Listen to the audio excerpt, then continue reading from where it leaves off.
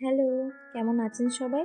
নেহাজ ডায়েরির আরও একটি ভিডিওতে আপনাদেরকে স্বাগত জানাই।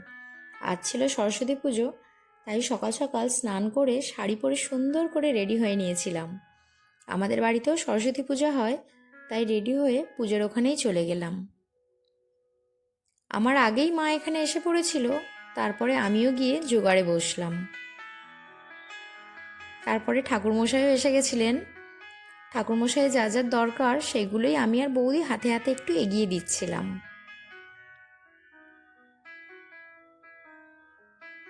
তারপরে শুরু হয়ে গেল পুজো। এখানে মায়ের চক্ষুদান করা হচ্ছিল।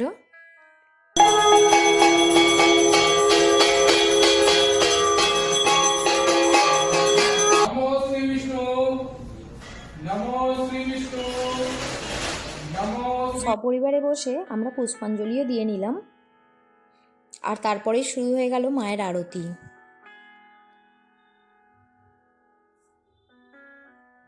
সবশেষে হোম হয়ে মায়ের পূজা সম্পন্ন হলো।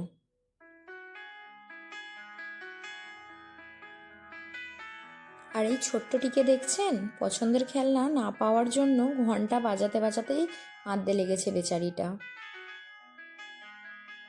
আমরা সেটার মজা নিচ্ছিলাম। আজকের ভিডিওটা এখানেই শেষ করলাম।